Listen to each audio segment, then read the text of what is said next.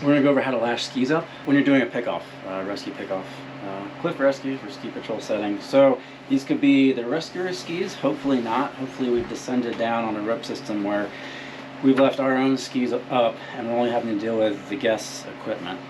But it'll work either way. If the guest doesn't have a backpack, like a backcountry backpack that you can lash this stuff to easily, we can just take a piece of webbing and improvise just a carrying sling. I'd rather have a long piece of webbing than a short one because if I come up short, I'm kind of screwed. So if it's longer, I can always make adjustments. And it doesn't really matter where I start. I'm going to start at the tails, but before I did, I lashed my skis and poles up with a ski strap. It's always handy to carry a ski strap. How you want to fix a terminal line around the base near the lower heel bindings is up to you. I can just hitch something, or I can tie a knot and slip it through like a girth hitch. So here I'm just going to do a simple overhand on a bite.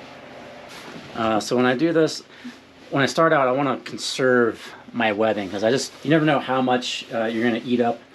So if I can make everything kind of like low profile and small right out the gate, and then I can just do a girth hitch through itself while I wrap around the tails.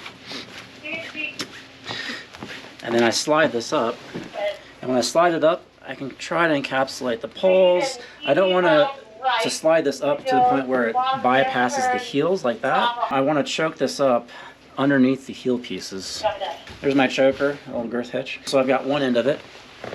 And then you can see this is really long. If I just like did the same thing over there, I'd have this really long sling that's completely ineffective as it goes over my shoulder. So I kind of want to just ballpark and size this up like a messenger bag. So here, that looks like a good messenger sling size. And I'm just gonna constrictor hitch this. I have other videos on how to constrictor hitch, so you don't have to like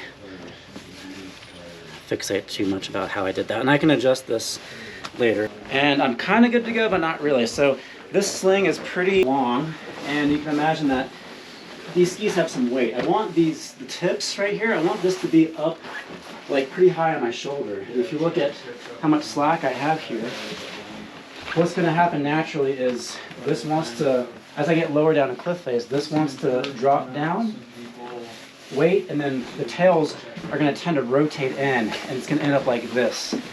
And this kind of gets in the way as I'm getting lower down a cliff face.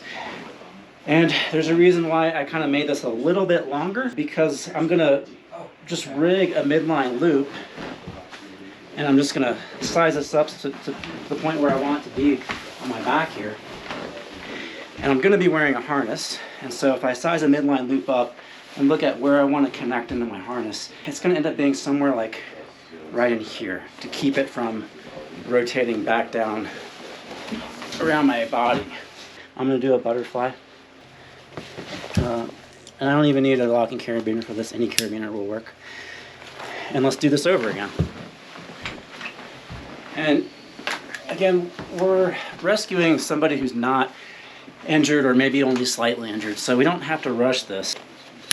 Okay, so now the tips stay up. It's kind of integrated into my harness, and the tails don't want to swing and interfere with like what I'm doing, like walking myself down a cliff face.